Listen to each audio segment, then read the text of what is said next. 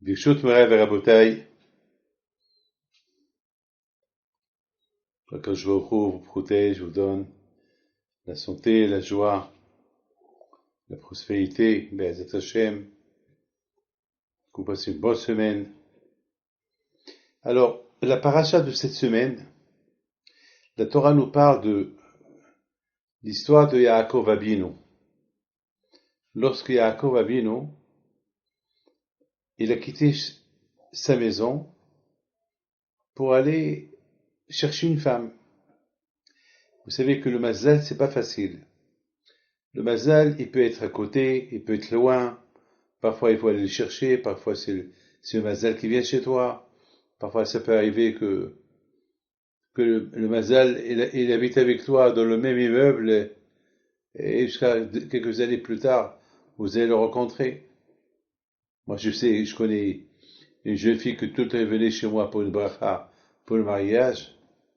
Et pendant 4-5 ans, je faisais des brachot et un jour, elle a fait les achats chez elle pour ses parents. Et la pauvre, elle avait 25, 26, 27 ans. Elle arrive chez elle. Elle monte les escaliers, un monsieur qu'elle arrive. Il lui dit, ça vous dérange pas, vous voulez que je vous aide? Au départ, elle le connaît pas, elle a dit non, non, non. Alors lui, il lui dit, ben, on habite dans le même immeuble. J'habite au 15e étage. Ah bon? Oui. Vous voyez? Et suite à cette rencontre, à côté de l'ascenseur, ils se sont revus encore une fois, 2 fois, ils se sont mariés à la fin. Alors, mes amis, le mazal, c'est pas facile, hein. Mazal peut être, comme par exemple Yitzhak Avinu. C'était Eliezer qui est parti lui chercher une femme, Moshe Rabbeinu. Il a rencontré sa femme à Midian. Il était de passage dans un pays étranger. Et Yaakov Avinu, il devait aller la chercher. Rivka, ben, elle est venue chez Yitzhak Avinu. Le mazal, on ne sait pas. Qui va, qui vient, on ne sait pas. C'est Hachem qui décide. Il faut prier pour la bonne rencontre, voilà. En même temps, Yaakov Abino, il était âgé, hein, il n'était pas jeune.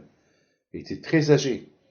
Et maintenant, il devait aller pour aller chez son oncle, Lavan, faire une demande à une de ses filles. Lorsqu'il est parti, il est parti avec de l'argent. Mais sur le chemin, il a été agressé par un voyou, Eliphaz, qui était le fils de Esav, qui voulait le tuer. Et Yaakov Abinu a dit, écoute-moi, je ne veux pas te tuer, moi je suis plus fort que toi, et qu'est-ce que tu veux, l'argent? Voilà, ce que j'ai dans ma poche, je te donne. Il lui a donné des diamants de ce qu'il avait dans sa poche, il lui a donné. Il a dit, tu sais que on compare un pauvre à un mort. Un mort, il peut rien faire. Un mort, il est mort. Et un pauvre aussi, il peut rien faire le pauvre. Il n'a pas d'argent, il peut rien acheter. Il peut même pas, à part respirer et brader de l'air, il peut rien faire. Donc c'est comme ça.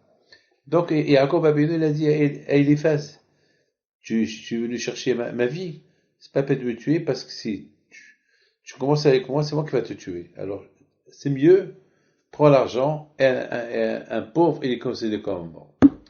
Mes amis, ça veut dire que Yaakov Abinu, à Shalom, il est parti chez son oncle, qu'il était Lavan, qu'il était un voyou et qu'il était un grand malin et que bien sûr il ne va pas accepter un vieux monsieur pour qu'il lui donne ses filles. Parce qu'Yaakov à cette époque-là était vieux, très très vieux. Il avait peut-être 70 ans, hein. 70 ans. C'est pas. Non, je m'excuse. Il avait un peu. Je crois 64 ans, pardon. Il avait. Mes amis, Yaakov Abinu alav shalom, voilà. Il se trouve sans argent, sans rien du tout. Et qu'est-ce qu'il fait? Il dit bon, je vais aller à la yeshiva. Je vais étudier là-bas pendant 14 ans. Un monsieur qu'il est assez vieux, au lieu qu'il va chez son oncle pour voir s'il peut lui donner sa fille en mariage, qu'est-ce qu'il fait? Il va à la yeshiva. Pourquoi? Il a dit, eh ben, de toutes les façons, si les filles une des filles de mon oncle et de mon mazal, il va me la garder. Parce que ton mazal, personne ne peut te le prendre. Celui qui est là, bien sûr, il faut faire des efforts, mais ton mazal, c'est ton mazal, personne ne peut te le prendre. Il faut bien comprendre ça. Si tu pries bien à Hachem pour avoir un bon mazal, personne ne peut te le prendre. Donc, mes amis, Yaakov a venu partir à la yeshiva. Il a étudié la Torah pendant 14 ans. Et après 14 ans, il a dit, bon, maintenant, je vais aller chez mon oncle. Et il a été vieux. Il était vieux. Ah oui, il était assez vieux. Et sur le chemin, il rêve le bon Dieu. Et le bon Dieu lui dit, c'est moi, le père de ton père, c'est moi, le Dieu de ton père, et le Dieu de ton grand-père. Et il lui dit, tu sais, cette terre où tu dors, je vais te la donner à toi et à ta descendance. Et n'aie pas peur, je vais être avec toi, je vais te protéger, et, et tu vas voir, tu vas retourner avec une grande famille, tu vas être riche, et le monde entier, il va être béni par toi, et des promesses et des promesses et des promesses. Ça, c'est le rêve que Yaakov Abino il a fait. Il a fait un rêve spectaculaire. Mes amis, Yaakov Abino il se réveille le matin, il voit ce rêve qu'il a rêvé. Qu'est-ce qu'il fait? Il fait un vœu. Hachem, si je retourne en bonne santé chez mes parents, et que je me marie, et que j'aurai des enfants, et que toutes les promesses que tu m'as promis, alors, Hachem, jamais je t'oublierai. Imaginez-vous le pauvre Yaakov. Il était, je sais pas, il est parti de la yeshiva pour aller chez son oncle à Haran, c'est vers l'Irak de l'époque. Il n'avait rien, rien. Il n'y avait même pas un sandwich. Il n'avait rien, je ne sais pas comment qu'est-ce qu'il mangeait, je ne sais pas, je ne sais pas, je ne sais pas. Il n'avait rien du tout. Il avait une seule chose, les promesses que le bon Dieu lui a promis dans le rêve. Il savait que c'était un vrai rêve, parce qu'Yaakov Abino, c'est un prophète. Il a parlé avec le bon Dieu. Il savait que tout est bon. D'accord. Donc il est parti avec ces promesses-là. Mes amis, je vous pose une question. Je vous pose une question. Est-ce qu'on peut vivre avec des promesses? On ne peut pas vivre avec des promesses. Je ne comprends pas le bon Dieu. Et je ne comprends pas Yaakov Abino. Le bon Dieu, il vient dans le rêve chez Yaakov Abino. Il donne des garanties et des promesses. Et tu auras tout ce que tu veux. Mais très bien. Mais ça, c'est ce que Hachem va lui donner. C'est plus tard. Mais maintenant, le pauvre, il n'a rien du tout maintenant. Le pauvre, maintenant, il est affamé. Il a rien du tout. Au moins, donne-lui quelque chose. Promets-lui quelque chose maintenant. Le pauvre, imaginez-vous, Yaakov Abino, il arrive, pauvre, chez son oncle. Son oncle, il croit que son neveu, il est riche. Il voit qu'il est pauvre. Il dit, bon, tu sais quoi, bah, t'as rien du tout, alors tu vas rester chez moi. Tu vas travailler 7 ans chez moi et je te donne ma fille Rachel. Et Yaakov, il a accepté. Moi, je comprends pas Akadosh Baruch Hu. Pourquoi Akadosh Baruch Hu, il a pas porté le mazal de Yaakov dans un plateau? Yaakov, c'est un tzaddik. Yaakov Abino, c'est un patriarche, c'est un grand tzaddik. Pourquoi il devait souffrir, le pauvre? Pourquoi il devait souffrir? Donne-lui quelque chose. Vous savez, mes amis, que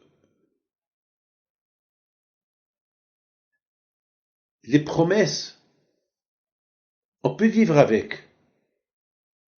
Mais si j'ai besoin maintenant quelque chose, donne-moi quelque chose maintenant. Et je comprends pas pourquoi Yaakov n'a pas prié.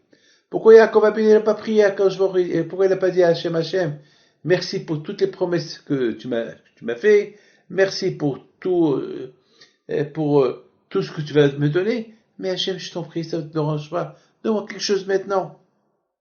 Je vous raconte une petite histoire. Une fois c'est une histoire qui date de peut-être 50 ans. Je me rappelle, j'avais 22 ans, 22 ans peut-être. J'étais à Essaouira, au Maroc, et j'ai vu le cimetière où Rabbi Haim Pito il est enterré. Il était pas dans un bon état. Il était pas dans un bon état. Et parce qu'il n'y avait pas, et vous savez, il y avait personne qui s'occupait.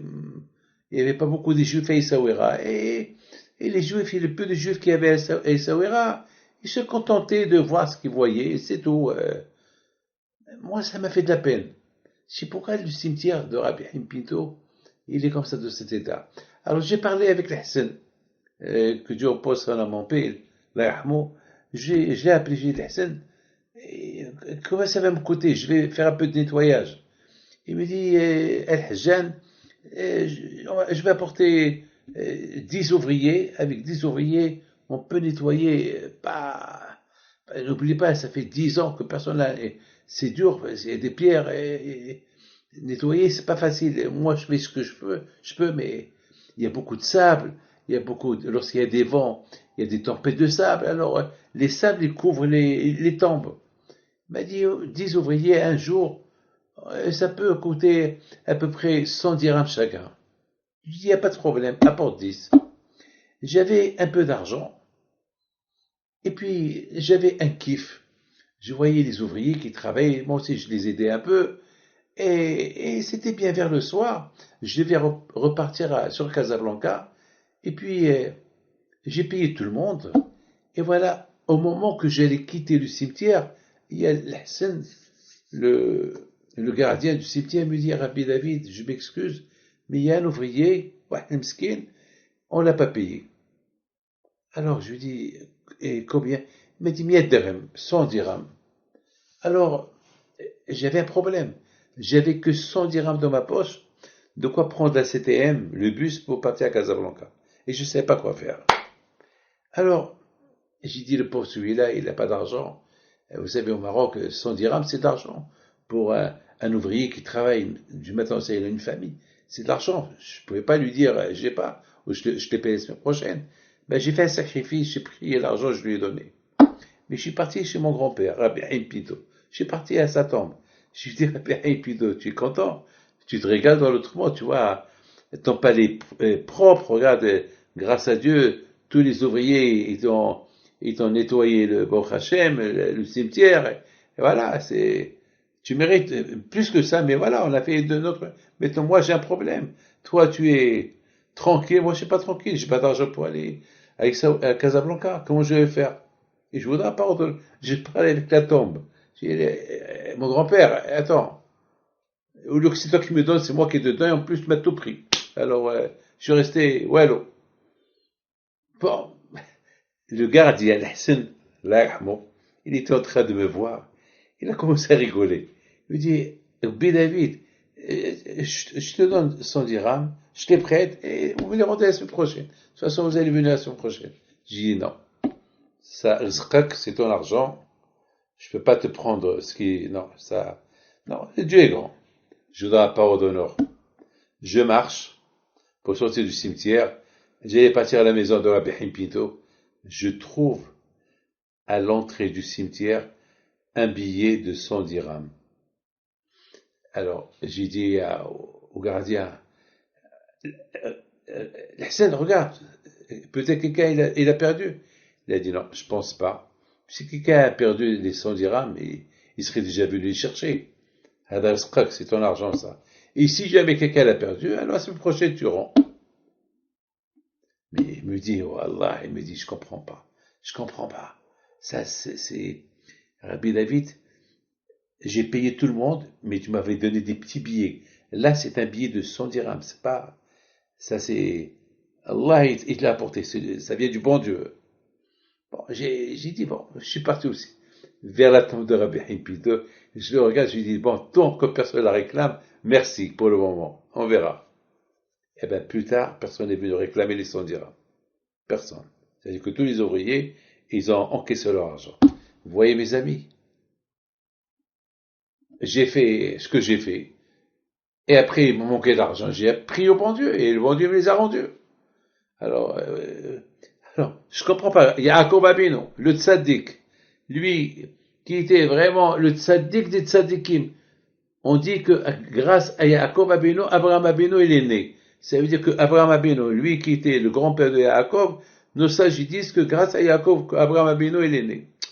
Alors quoi, lui qui a eu le mérite de rêver le bon Dieu, qu'il promet toutes les promesses du monde, il lui promet qu'il va retourner chez son père avec une richesse colossale, avec des femmes et des enfants, etc. Il va le protéger.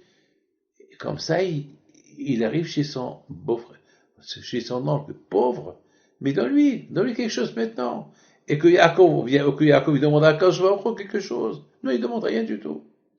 Mes amis, vous savez, il y a une autre histoire sur Rabbi Shimon Bar Yochai.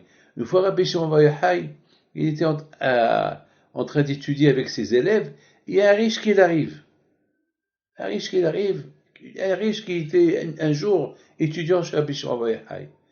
Et il dit à Rabbi Shimon Bar Yochai, je viens apporter un peu d'argent pour aider votre institution, votre yeshiva. Et Rabbi Shimon Bar Yochai lui dit, non, merci, on n'a pas besoin de ton argent. On a ce qu'il faut, merci. Alors, les élèves de Rabbi Shimon Bar Yochai, ils ont demandé à Rabbi Shimon Bar Yochai, pourquoi tu nous donnes pas, pourquoi tu ne pries pas pour nous, comme tu as prié pour celui-là, celui qui est devenu riche, prie pour nous, pour que nous aussi on n'arrête qu'un peu d'argent, on ne veut pas la richesse, un peu d'argent. Il les regarde, et vous savez quoi? Demain, on va aller à tel et tel endroit, prenez avec vous les sacs et vos valises, et vous allez ramasser autant d'or, de diamants, ce que vous voulez. Et Hachamim nous raconte qu'ils sont arrivés à un endroit, et Rabbi Shimon Bar Yochai, il a commencé à parler avec la terre et les pierres. Il a commencé à dire, pierre, rocher et sable, transformez-vous en or, en diamant, en argent pour mes élèves. Et dès qu'il a fini de parler, et tout s'est transformé en argent. C'est tzadikim, un tzadik, dès qu'il dit quelque chose, le bon Dieu l'écoute. On dirait Tzonera ve'ase. Hachem, la volonté des tzadikim, il exécute la volonté des tzadikim. Pourquoi? Parce que les tzadikim aussi, ils exécutent la volonté de Dieu. Vice versa. Hachem, il écoute les tzadikim, et les tzadikim, ils écoutent Hachem. Pourquoi Hachem, il écoute les tzadikim? Parce que les tzadikim, ils écoutent le bon Dieu. Alors, ils deviennent les deux, ce que un il demande, l'autre il fait, et c'est comme ça. Et voilà. Ils ont commencé à ramasser l'argent, l'or, et lorsqu'ils ont tout terminé, ils ont tout ramassé. Il leur a dit, Rabbi Shimon Bar Yochai, vous avez terminé? Ils ont dit, merci beaucoup, on a là de quoi vivre des centaines d'années. Rabbi Shimon Bar Yochai leur a dit, vous avez gagné de l'argent d'un côté, mais vous avez perdu la Torah. Parce que, avec tout ce que vous avez pris, ça va vous déranger pour étudier la Torah. Donc, vous avez pris votre olam haba, le monde futur qui vous est dû, vous allez le perdre à cause de l'argent. Allez, merci. Allez, viens, maintenant on retourne. Tout de suite, chacun a compris que l'argent, ça va les perturber. Ils ont dit à Rabbi Shimon Bar Yochai, on a goûté le goût de la Torah, on a goûté le goût de la religion, le goût d'Hachem, on va pas arrêter. Est-ce qu'on peut laisser tout ici? Il leur a dit laisser. Ils ont tout laissé, ils sont partis. De cette histoire, vous voyez que Rabbi Shimon Bar Yochai, lorsqu'il a voulu donner à ses élèves tout le olam hazé, tout le paradis de ce monde-là, qui est l'argent, les diamants, etc., et il leur a donné. Alors je comprends pas, Rabbi Shimon Bar Yochai peut faire comme ça. Yaakov Abinu, il n'a pas demandé monde des merveilles. Il aurait pu demander à Hachem, d'accord, jusqu'à que tu me donnes ce que tu m'as promis, de quoi vivre le temps que je me marie. Qu'est-ce que le pauvre, il était obligé d'être esclave chez son oncle pour Rachel 7 ans et pour Léa 7 ans. 14 ans d'esclavage. Mais pourquoi Hachem lui a pas évité tout ça? Il aurait pu Hachem lui éviter tout ça. Arriver, et Hachem, Yaakov Abinu va prendre un petit diamant, pas un petit diamant, il va prendre une pierre, elle va devenir un diamant, et il va arriver chez son oncle, et il va dire à son oncle, voilà, je sais que tu as l'argent, voilà, j'ai pas mal d'argent avec moi, je demande ta fille en mariage, et bien sûr, là-bas, il va avoir tout cet argent, il va être content, il va lui donner même s'il a 10 femmes, 10 filles, il va lui donner. Pourquoi le pauvre Yaakov, il doit souffrir tout cela? Pourquoi?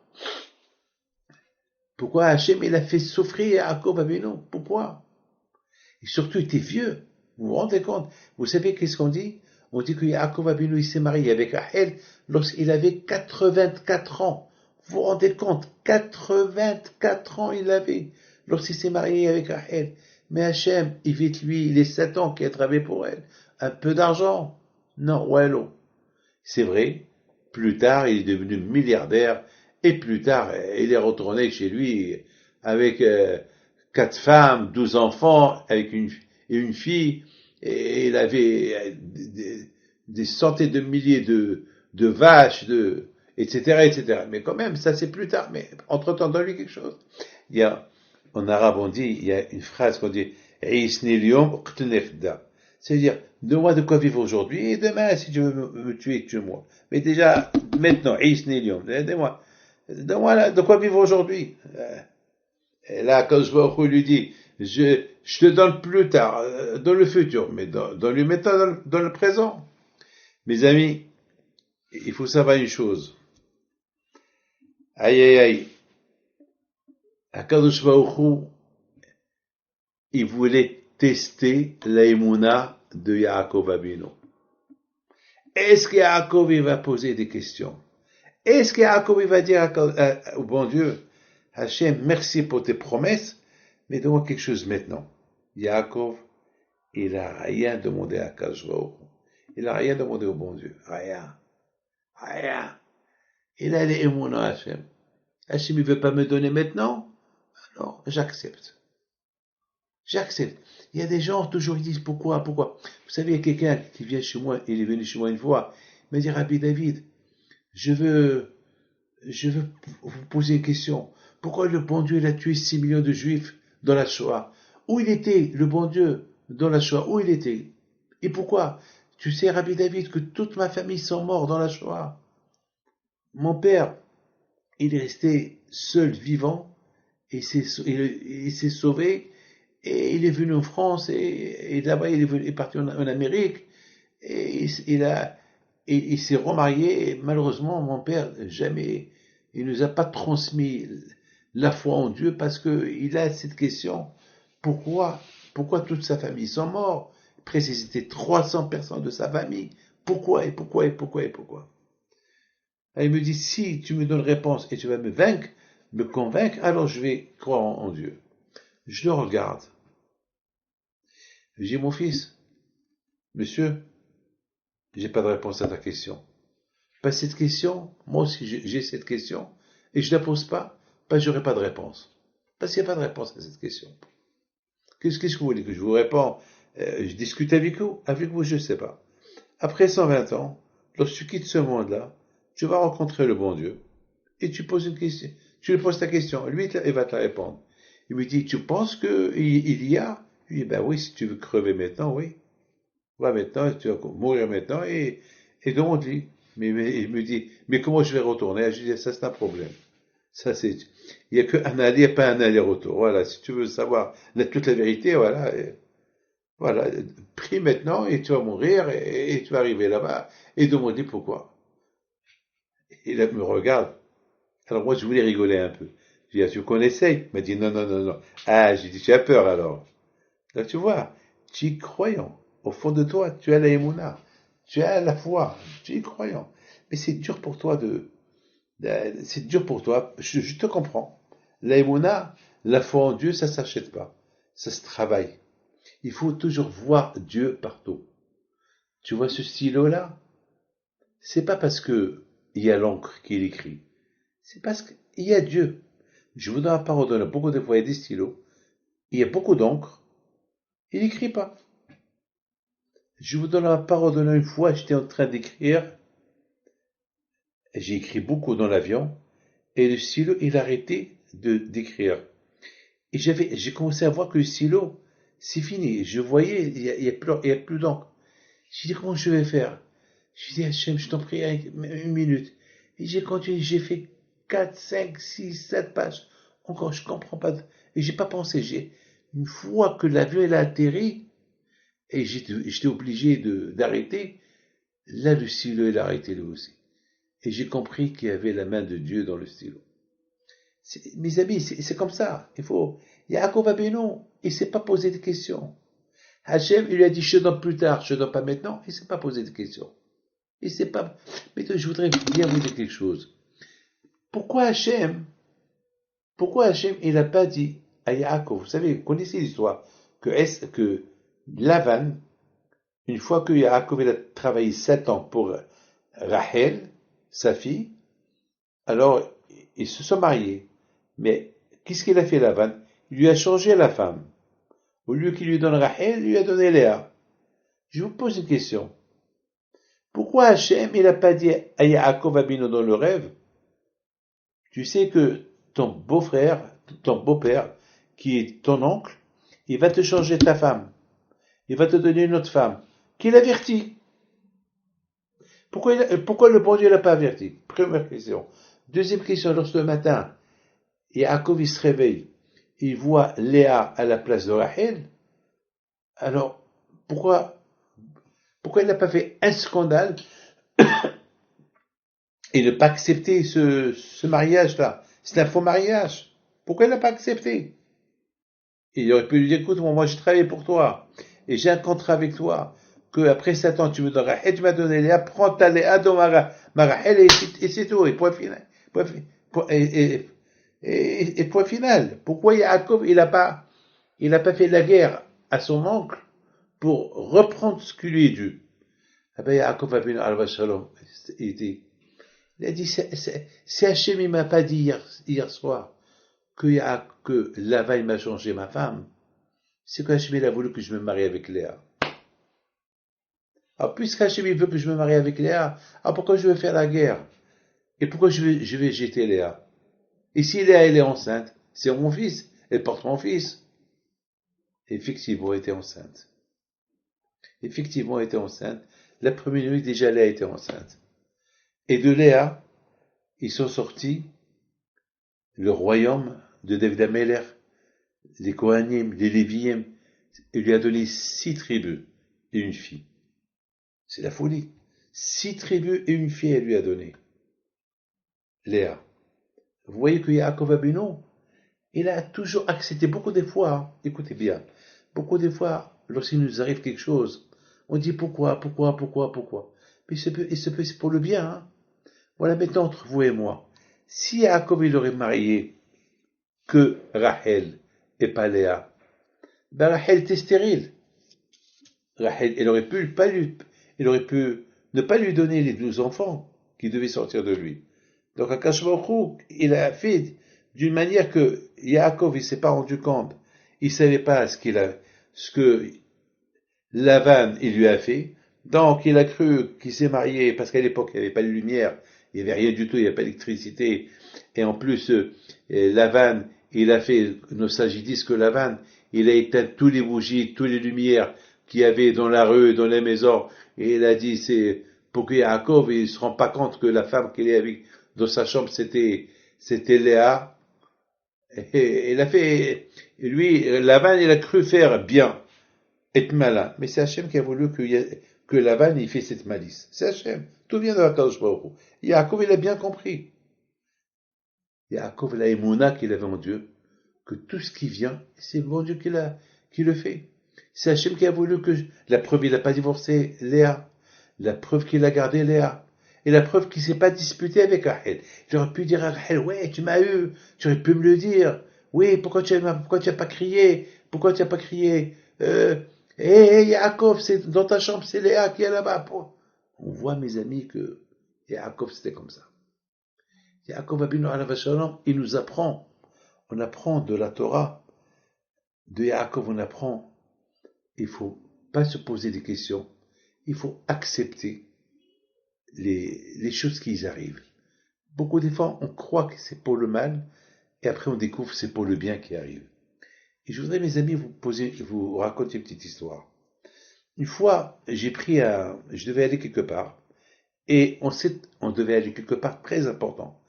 Et le chauffeur, il a fait une bêtise. Le GPS, il a fait une autre adresse, alors on a fait presque 60 km de plus. 60 km de plus. C'est ça que je lui dis, mais qu'est-ce que tu as fait? Je dis, il dit, Rabbi David, Bon, bon, on devait retourner, mais on reprend la route de retour. Et lorsqu'on a pris la route de retour, à un moment donné, je lui dis, tu peux t'arrêter, achète-moi une bouteille d'eau. Ok. Il s'est arrêté pour m'acheter une bouteille d'eau. Et là-bas, je vois quelqu'un que je connais, mais je dis, qu'est-ce qu'il fait celui-là ici? Qu'est-ce qu'il fait celui-là ici? Et puis, lorsque le chauffeur il est retourné, je lui dis, tu vois ce monsieur là-bas, va appelle-le. Mais il dit, vous le connaissez? Mais je le connais, mais qu'est-ce qu'il fait ici? Ben, il est parti, il a appelé, il dit, Rabbi David vous appelle. Lorsqu'il est retourné, il est venu, il dit, ah, Rabbi David, je dis, qu'est-ce que tu fais ici? Il me dit, eh ben, on m'a tout volé. J'ai été agressé et ils m'ont pris la voiture et la police, ouais, je suis là avec la police et ils m'ont tout pris. Des voleurs, ils m'ont volé la voiture, mais pas mes papiers.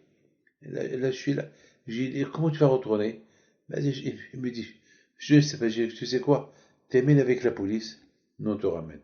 Oui, c'est Hachem qui a voulu on vient aider ce monsieur-là que je connais. Voilà. Et des milliers d'histoires comme ça. Lorsque tu es connecté avec le bon Dieu et tu crois en lui, alors sache que rien, si vraiment tu es connecté avec Hachem et tu es vraiment croyant, alors là où tu mets tes mains, ça vient d'Hachem. On dit, le prophète il dit, mais Hachem lo tetzarot. Du bon Dieu, jamais rien de mal ne peut sortir du bon Dieu. De chez le bon Dieu, rien de mal ne peut sortir. Mes amis, mettez, vous avez bien compris que Yaakov Avinu alav shalom, tellement qu'il était connecté au bon Dieu, jusqu'à que nous sages disent que l'image de Yaakov Avinu, elle est gravée dans le ciel. Elle est gravée dans le ciel. On dirait que Akadosh Baruch Hu, c'est-à-dire que quelqu'un qui est connecté au bon Dieu, eh ben, lui aussi son image, elle est gravée dans le ciel. Et là, il surveille. Il surveille. C'est comme la surveillance. C'est comme par exemple, vous avez des caméras de surveillance. Eh bien, celui qui est connecté à Akadosh Baruch Hu, eh ben, du ciel, on surveille la personne. Mes amis, je voudrais terminer avec une très belle histoire que j'ai écoutée aujourd'hui. Vraiment, vraiment, elle est spectaculaire cette histoire. C'est quelqu'un qui m'a raconté que il est parti à la plage avec son copain. C'était, c'était un jour qui faisait beau et la plage était vide. Eux, c'est des bons nageurs et ils ont commencé à nager, à nager, à nager. Et la mer était calme. Et soudainement, la mer est devenue, il y a eu une tempête de mer. Il y a eu des vagues de partout. Le ciel est devenu gris. Il a commencé à pleuvoir. Vraiment, la mer est devenue. Et les deux, ils sentaient qu'ils étaient attirés par le courant. En plus, ils étaient peut-être, je sais pas, 300, 400 mètres du bord, de la plage. Ils étaient vraiment. Alors, bien sûr, ils essayaient par tous les moyens pour, pour faire un demi-tour. Et le monsieur en question, qui s'appelle, on va lui donner un nom, qui s'appelle David, il voit son copain qui commence déjà à se noyer. Il appelle et dit, attends, tu m'attends, j'arrive. Et vraiment, il a fait des efforts, jusqu'à qu'il est arrivé vers lui. Il le pousse, il dit, tu vas pas crever devant moi, allez, bisrout Rabbi Pinto, allez, bisrout Rabbi Pinto. Alors, moi, j'ai posé au monsieur une question. Je lui dis, mais pourquoi tu as appelé bisrout Rabbi Pinto? Pourquoi il y a beaucoup de tzadikim? Pourquoi tu as choisi que Rabbi Pinto? Eh bien, mes amis, il répond, parce qu'une fois, j'ai écouté un de vos cours, que vous avez raconté quelqu'un qui était en train de se noyer, qu'il a appelé Rabbi Pinto. Et Baruch Hashem, grâce à Dieu, il a été sauvé. Alors j'ai pensé à cette histoire-là, j'ai fait comme... J'ai dit, alors qu'est-ce qui s'est passé? Il m'a dit, ce que j'ai fait, j'ai pris mon ami et je l'ai poussé de toutes mes forces. Je l'ai poussé. Il me dit, Rabbi David, en le poussant, j'ai rien compris. J'ai vu que j'avais une force d'Hercule, une force de Samson. On dirait que je l'ai poussé à 40 mètres devant moi, et jusqu'à que je le voyais loin de moi, vraiment loin de moi. Mais, entre-temps, je commençais moi-même, il me dit, à perdre la force. Là, j'ai dit, c'est la fin. Là, j'ai commencé à prier. Les derniers moments avant que je lâche mes mains et que je vais me noyer. Et là, le miracle est arrivé. On se trouve exactement au bord de la plage. On sentait déjà les cailloux et on sentait le sable. Je dis, Rabbi David, je comprends pas. On était loin, à 200 mètres. Comment on est arrivé? Je lui dis, eh ben c'est ça la Emouna. La Emouna, lorsque la Emouna en Dieu commence, là où il n'y a plus d'espoir. Là où il n'y a plus d'espoir, et malgré tout, tu as ton espoir dans le bon Dieu, eh ben, c'est là où la délivrance peut venir. Mes amis, c'est ça Yaakov Avinu. Yaakov Avinu était comme Avraham Avinu, comme Yitzhak Avinu, tellement convaincu que Hachem, Hoa Elohim, c'est Hachem le bon Dieu, c'est lui, c'est lui. On ne pose pas de questions. Parce que moi personnellement, c'est facile pour le bon Dieu. Hachem, donne-lui. Vous savez qu'est-ce que Yaakov a demandé après ce beau rêve qu'il a rêvé?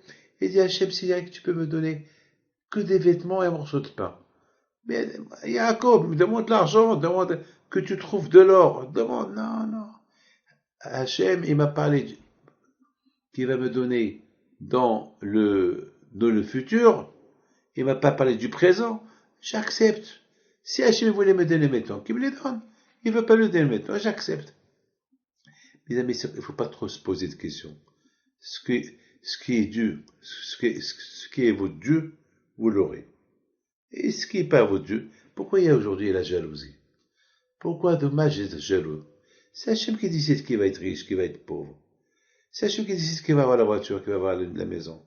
Pourquoi? Eh oui, lui, d'où il a eu l'argent, il les a volés. Qui t'a dit qu'il les a volés? Il les a gagnés. Et oui, pourquoi pas? Ben, c'est comme ça, c'est Hachem qui décide. Mes amis, que le bon Dieu protège, vous dans la santé. Bracha v'atzlacha k'nasson. Maintenant, on va aller pèleriner un tzaddik. Et que Hachem vous donne tout ce que vous désirez. Amen, k'nasson. Alors là, mes amis, c'est Binyahu ben Yehoyada. Lui, c'était un grand tzaddik.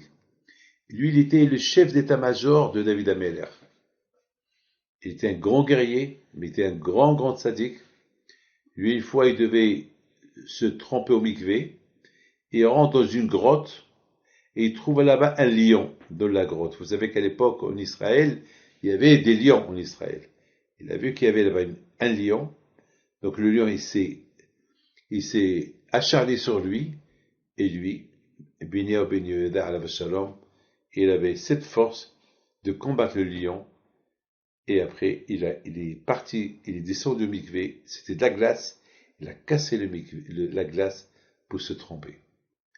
Lui, Yehoyada alav shalom, vraiment, si vous êtes en Israël, je vous conseille d'aller le pèleriner, vraiment.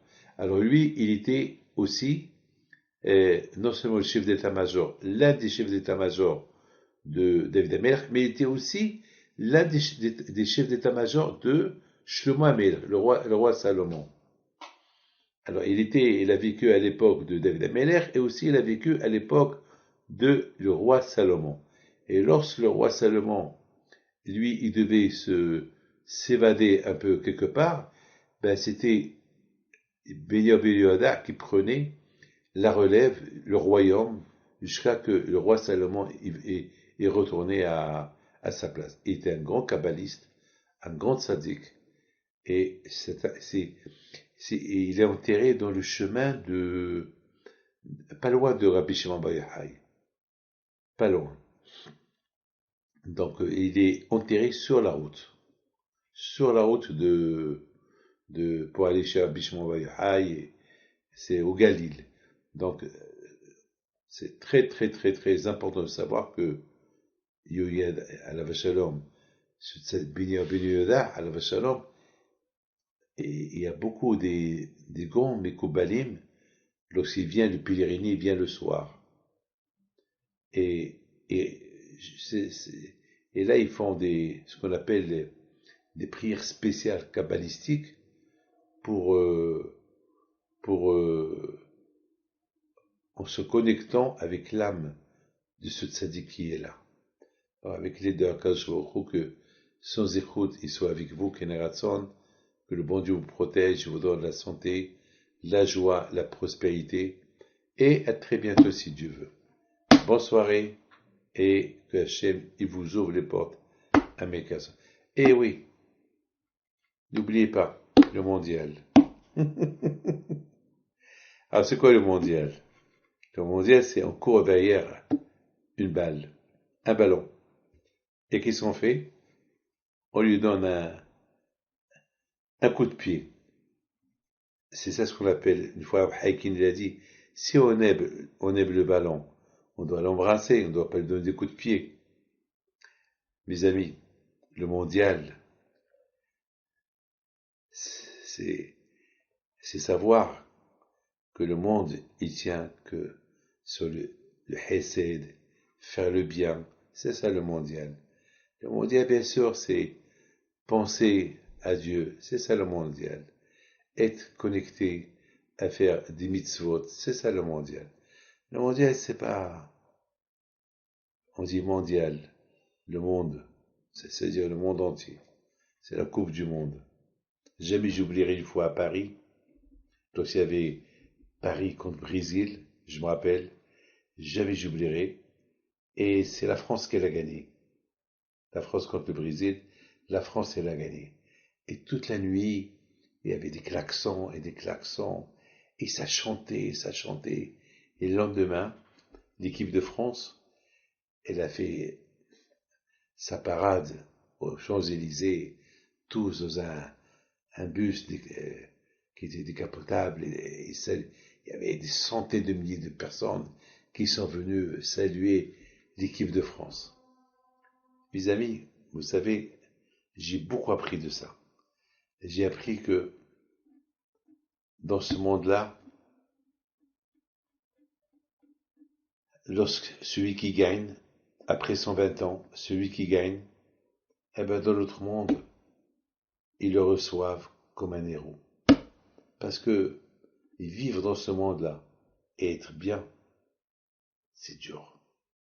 Surtout lorsqu'on reçoit des coups. Des coups et des épreuves, et des coups et des épreuves, et des coups et des épreuves. Et malgré tout, on a l'aimant en Dieu, c'est pas facile. C'est pas facile. Alors lorsqu'on se comporte, même avec les coups qu'on reçoit, on ne se pose pas des questions. Et on continue à être encore plus connecté au bon Dieu. Alors, après 120 ans, la récompense, elle est grande. Tout le monde qui vient t'accueillir, c'est la parade. Bien sûr, après 120 ans. Jusqu'à là, on apprend du mondial quoi? On apprend du mondial. Pour ceux qui aiment le football, ils sont prêts à tout faire pour le football. Eh ben moi, je leur dis quelque chose. Ceux qui disent qu'ils croient en bon Dieu, eh ben qu'eux aussi. Et ceux qui disent qu'ils aiment le bon Dieu, eh ben je voudrais bien les voir faire tout pour le bon Dieu. Comme ils peuvent faire tout pour le football, eh ben il faut tout faire pour le bon Dieu. Il y a quelqu'un que je connais très bien. Il est parti hier de l'Argentine jusqu'à le Qatar, pour voir la Pologne et l'Argentine jouer. Alors je lui ai posé une question. Je lui ai dit, est-ce qu'un jour tu as fait ça pour la synagogue? Et tu fais à la synagogue? Il me dit, je vais à la synagogue une fois par an. Je lui dis, quand? Il me dit, à Kippour. Je lui dis, pour la synagogue, tu vois une fois par an. Et c'est ça ce que tu dis, tu aimes le bon Dieu.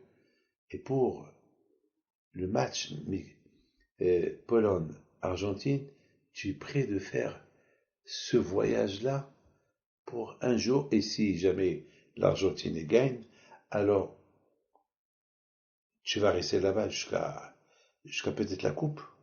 Je sais pas si, on peut pas savoir jusqu'à où ça peut y aller. Je lui dis, c'est comme ça. Il me regarde. On a parlé par téléphone, bien sûr. Moi, j'imagine. Il me regarde par téléphone.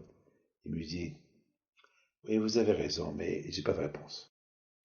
Mes amis, que le bon Dieu protège, que nous tous, on ait une réponse. Hachem, il passe toujours en priorité. Amen.